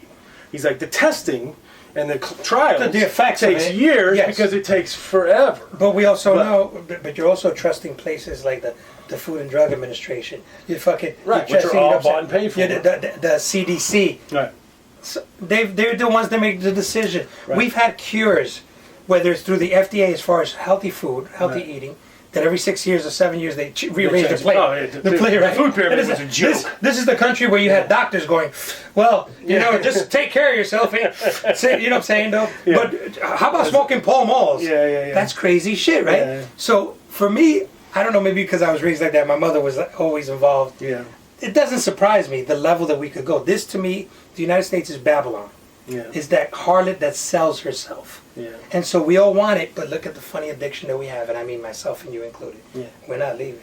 Yeah. Well, no, I'm not leaving. I mean, I love the country. Think about it. I mean, it's like, it's to the point now, it's like, but you still want to leave. I stay. Oh, no, I don't want to leave. That's my love point, it though. Yeah, it's still better than most other places on the planet. I think that's a mistake. I think that's part of the conspiracy, to make us think that it is. It's not. Because if not... I mean, I can't think of anywhere else that I think would be equally as... what's the word? Euphoric as living in this country. I mean, first of all, we have every climate that you want to live in. So if you want to live in, so does Canada. So does Canada. There ain't no fucking southern beaches in Canada. You ain't sitting on the fucking tropical island. They have lakes and shit like that. But this is not a tropical island. We got here Florida. dude, you've got that whole coast. You got the Gulf of Mexico, you got all of Florida, and you got all the way up to basically South Carolina. That's all pretty tropical down there.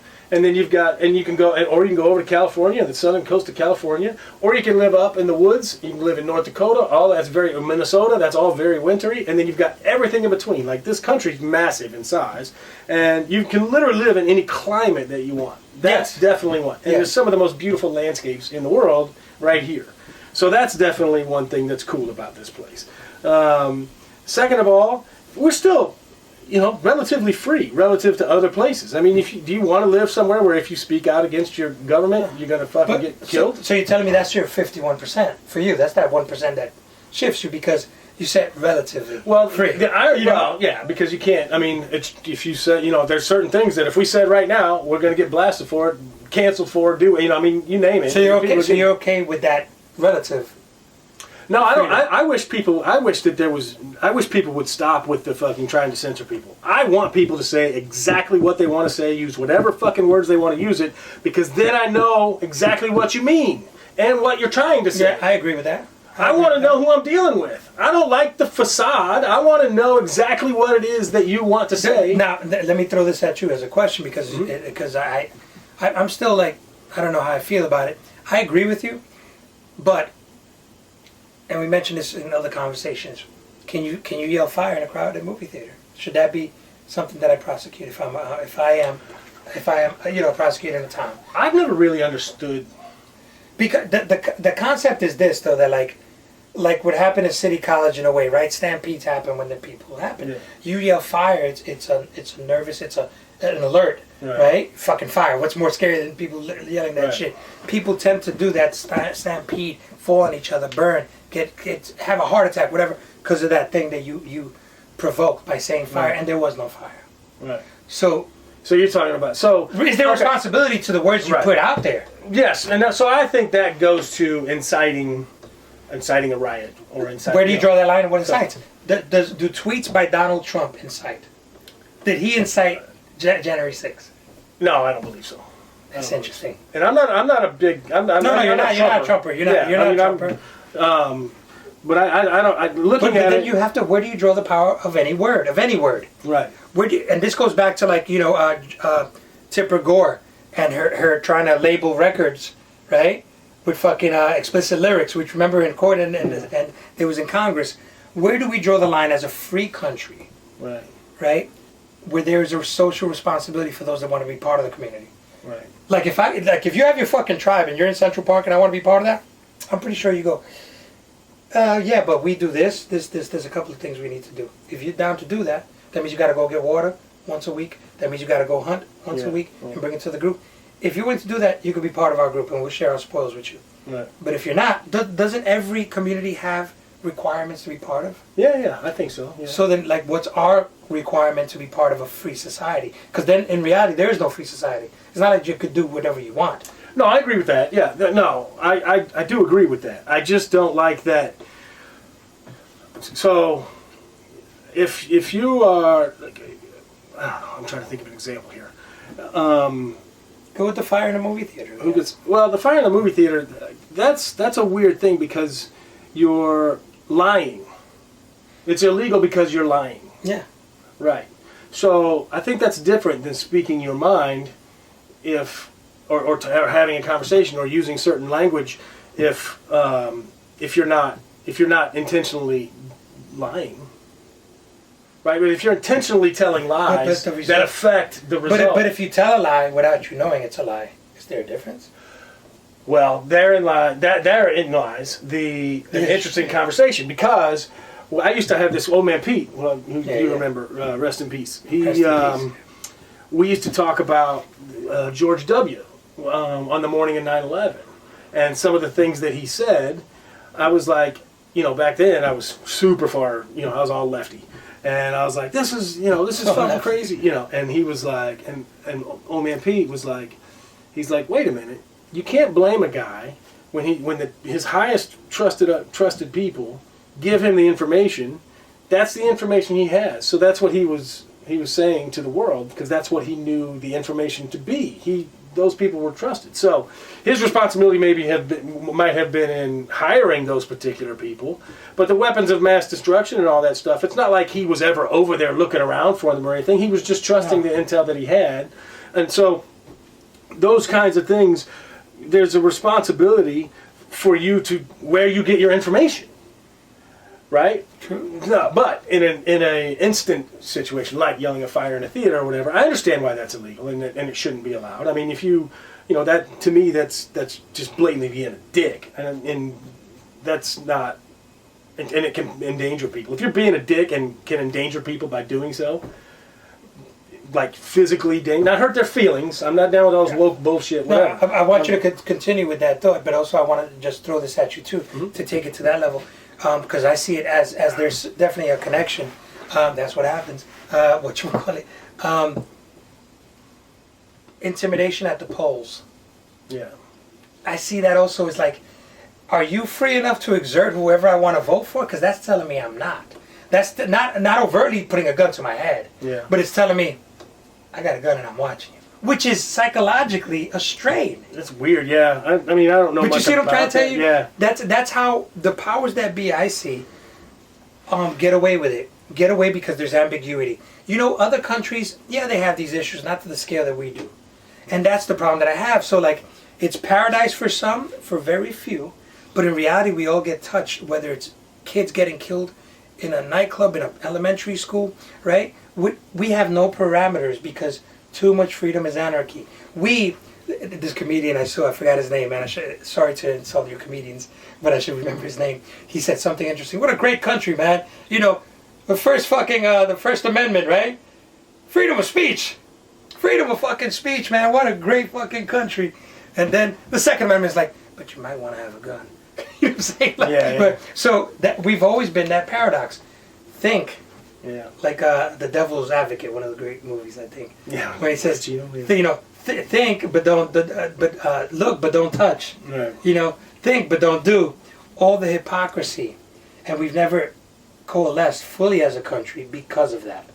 Because of that. And no one trusts not only the government, but their fellow neighbor.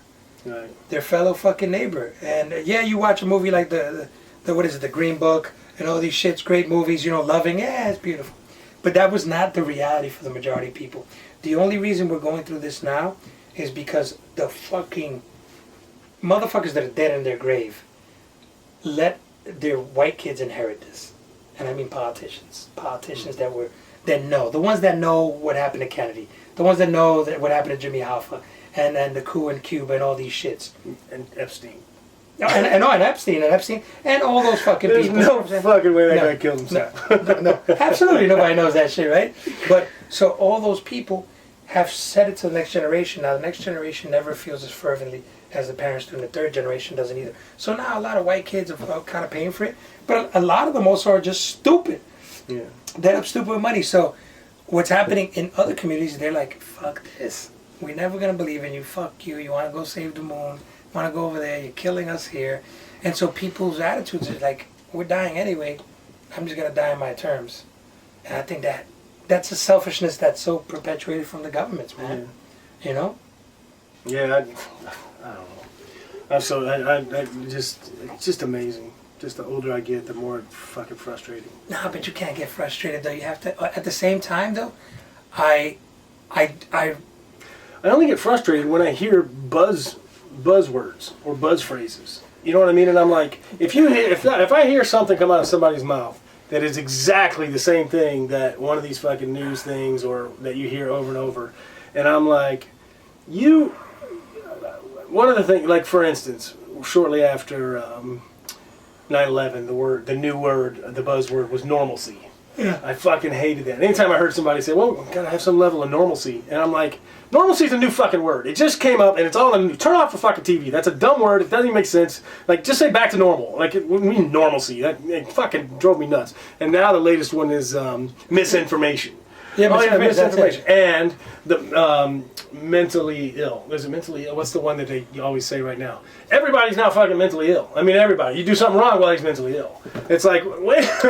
I mean, it's an excuse. Everybody's just an excuse. Is the thing. And like, once again, like, and maybe that's just the perspective. Like, I'm agreeing with you on everything you're saying. Pretty much. The only difference that like my reproach or my feelings or whatever I feel is directed to a different thing. Yeah. I go. What started this? Like, what perpetuated for people to get like this? Yeah. Some people say, oh, well, people, the natural course of history, of society, whatever. But I go, you know what? I look back at us, the generations before us, religion within those generations, and governments within those generations. So the new generation is like, fuck you.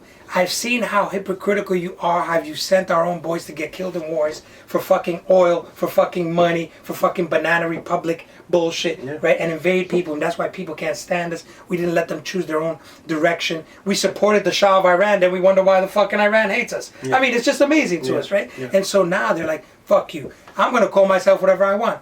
I'm a Hishi Boye. Whatever the fuck that is, right? And so, so now it puts us at odds, and we're like, well, you can't do that, because there's rules to the shit, right? There's rules to language, right? And that's where Dr. Peterson, that I think he's interesting in some things and not so interesting in other things. But that's the thing. We played by our rules, because the generation before us played by their own rules, so they're like going to play by their own rules, and I don't hate that. I'm like, you know what? Good for fucking you. Yeah. Good for fucking you, because we did them a disservice. All rebellion comes, if you look at the root, is because there's a dissatisfaction, right? Yeah. Somewhere. So when people rebel, it's usually because they feel they're not getting something. Right. So all the generations of sweeping under, let me tell you, I used to go to New Hope, Pennsylvania, right? It's like a gay town. Doug Torres lives around over there? Doug, right? He's a director, AD at a 12 Years a Slave. Friend of Greta and myself went to Wagner. I'm sure I know. Went to Wagner all those years. And so I would go over there and then stay in Frenchtown, go to New Hope, and it's like, the rainbow flag and that shit. I'm like, wow, interesting. But bikers and all that shit. Women, nice, quaint town. I didn't know that. It was supposedly one of the Rockefellers built it for one of his kids that was gay, but he wanted him away. Right. So they put money into that. So that's what I'm saying. We've come from a reality, and this comes from my grandmother's generation, probably before, where everything was suppressed. The dirty old uncle that was fucking feeding up the little niece, nobody spoke about it. Yeah. Right? Everybody acted like... our fucking president. Oh, shit. That's fucked up. It's kind of funny, but fuck that, I voted for him. But I will tell you this, though. That nobody wanted to talk about those things. We came from a society with my grandmother's days. It's like, even if it was real, you didn't mention it. Yeah. Right? You had shame. You had you took responsibility. They would even blame the women. In those days, my grandmother would be like, the man fucking banged you? Well, that's because you gave it up. Right. It's fucked up, right? So women were being blamed for everything. Yeah. Kids had no protection. Child labor laws came into the 20s, I think, right? Yeah. Turn of the century. So all these marginalized groups were marginalized by who? Yeah. By white fucking men with money. Yeah. And so now... But do you think that the white thing is a coincidence?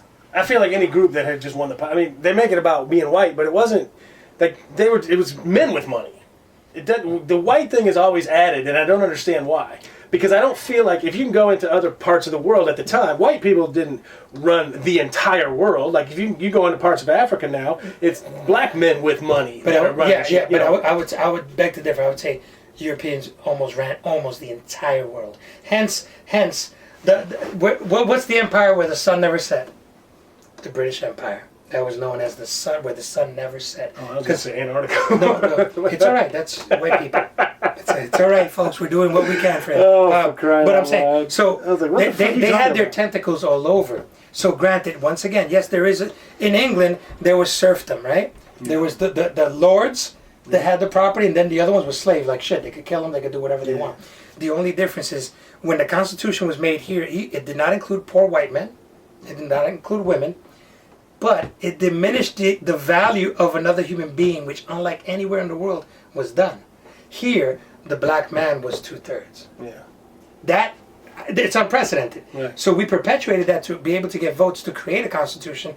But the truth is that laid the groundwork. There's a civil war still going on here in many ways. Yeah, of course. And I think there's internal wars. But when you have guys like, what's his name? That guy with the radio show, that said that Jason Whitlock? No, that said that the school shootings didn't occur. Oh, fucking Alex something? Alex Jones, right? Or some shit. Yeah, I've never listened to him. What an idiot. Yeah. What a fucking savage, right? Yeah. You know what I mean? So that's the problem. I may have issues with a certain community, but like you and I try to speak the truth, both sides, and see. Like, I believe that the fucking Holocaust happened. I believe that's one of the most horrendous things that ever existed. I believe that Jews shouldn't forget. I believe that they should be defensive and need identity, have their own state. Yeah, I believe all that shit. Yeah. That doesn't mean that I don't believe that they're doing other shit that's fucked up. Right. That doesn't believe that I don't believe the Hasidic Jews are buying up all the little communities on the DL and the largest recipients of welfare and shit like that in the country. Yeah. But nobody mentions that. Yeah. Everybody's afraid, right? Because it's not, you know, I'm more than one group. Right. And what happens is that many people take on that badge of like, well, I'm a white man, or I'm black, I'm African American. We are more than one thing. Right. But in this country, what affects people overtly is color. And that's when they get stopped every time. Yeah. You know what I mean? When they get stopped every time. I've seen it. I've been there, dude. Yeah, I've been there. I've been around too. And we can't understand, like, you know what's the only time that America felt it with COVID? The tension, you know, when people would go out, when I would go out to work, it was like eerie. I've never thought I'd see that. It was quiet. Nobody wanted to touch anything, right? Yeah. Spray, lotion, mask, double mask where people had the lines over here. But listen. That fear, imagine that fear being the mother of a young black man that's going outside. Nobody talks about those things because it's easy. But the odds of getting killed by another black man are way higher than getting killed by a cop. Fact. No, hold on. Not if you're comparing that the majority of people that get killed by someone by their own race or their own community. That's a fact. That's a fact. Right? Yeah. But the disproportionate amount of police interactions with suspects of the same nature, meaning of the same crime, black people get shot. There's serial killers that get taken to McDonald's and Burger King. What are you talking about? There's no shootout. What are you talking about? That motherfucker, they took him to McDonald's. Remember that he shot up the school also? We could go down the list. Like, serial killers. I don't know what you're talking about. Listen. I don't know what you're talking about. I mean, I try not to watch the news, so I miss shit a lot. I literally try to stay away from all that shit. I can't stand it. It pisses me off. It drives me nuts, so I don't watch it. There's nothing that you think... So where do you get information from? So, I mean, I check in. You know, I'll grab a post or a news once in a while, or I'll get online and see because if you go to Apple News here, they get all the different articles from all the different news sources. So I'll read the headlines and be like, all right. Dylan Roof. Police take Dylan Roof to fucking following his arrest. 2015. Oh, he was the one taking the boom. I mean, that's what I'm trying to tell you. Right. So, like, we're looking at the same thing, but once again, we ignore those things. It's not the same playing field. Right. It just isn't. The consequences for being white, young, and dumb are very different than being black, young, and dumb. It's just a fact. You know what I mean?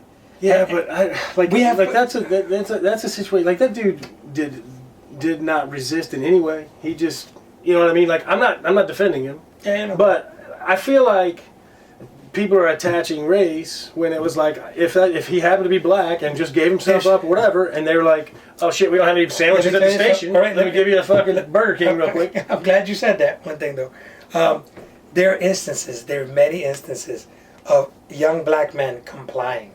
Yeah. Oh yeah. I mean, getting shot, and then there's many instances of white men with guns shooting back at the cops. Yeah. That actually shot a cop. Yeah. And they take him alive. Yeah. That's what I'm saying. Is that there's this boogeyman mentality, and I think that, and I feel sorry honestly for this white generation because they're kind of paying for, you know, the ills of the father, and grandfather that did a lot of atrocities socially. Yeah. Besides the appropriation of a lot of like. Oh yeah, I mean, it's definitely, if you go back, especially in the 60s, 70s, 80s, how many times guns were planted.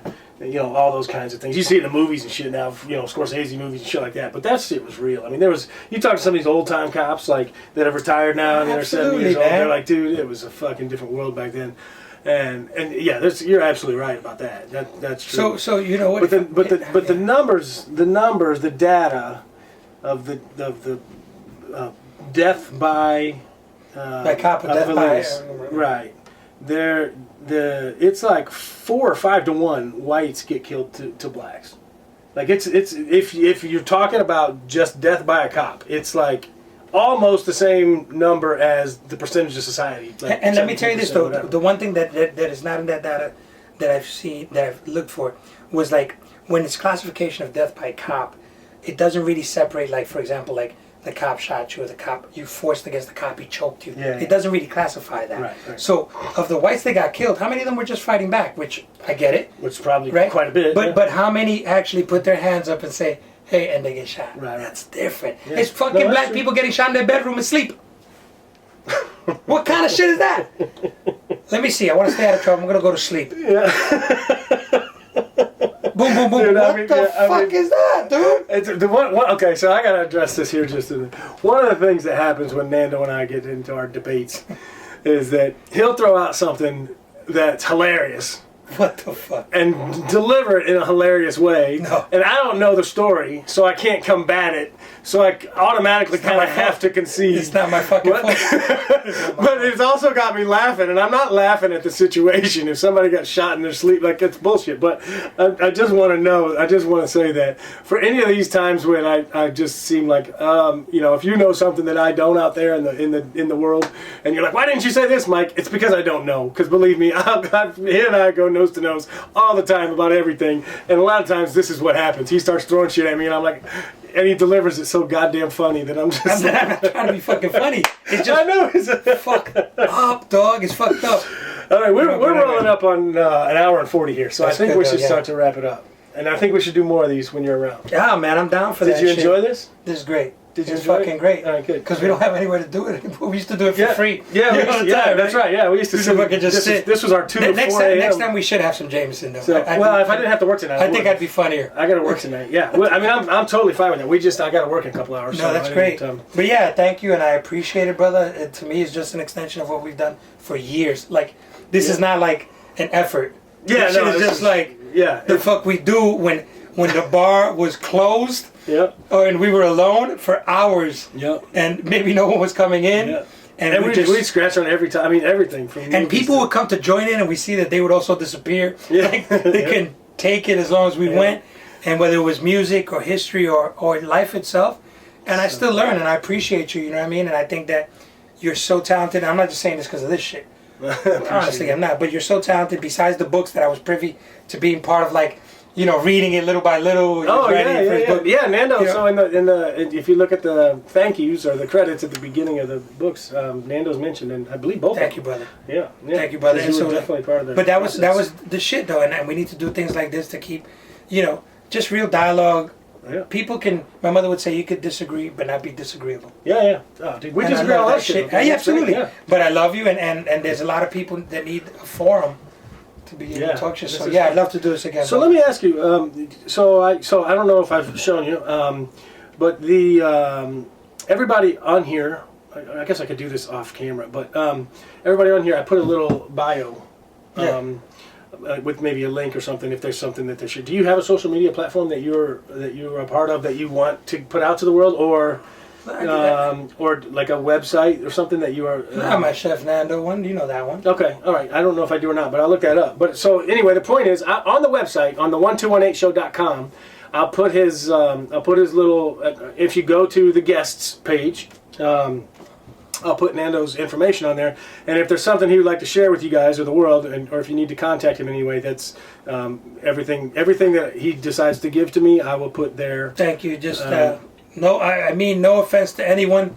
Just my views, and I'm down to talk, but not. Don't give me shit. Don't send me shit. I didn't do anything to you. I didn't do fucking nothing to you. Everybody load up the comments in here. With Fuck yeah, right? Jesus Christ. But all right, cool. Yeah, I'm gonna look this up and show you, and then so this has been the 128 show. Thank you very much. This is Fernando Marulanda. I call him Nando, so if you hear me reference Nando in the future, this is who we're talking about. You guys have officially met him. So it's the holidays, man. Merry Christmas, Happy Merry New Year, Christmas. and all the Happy other Hanukkah, Kwanzaa. yeah, all the other ones too. And thanks for watching, guys. We really Thank you. appreciate it. All All right. Take care.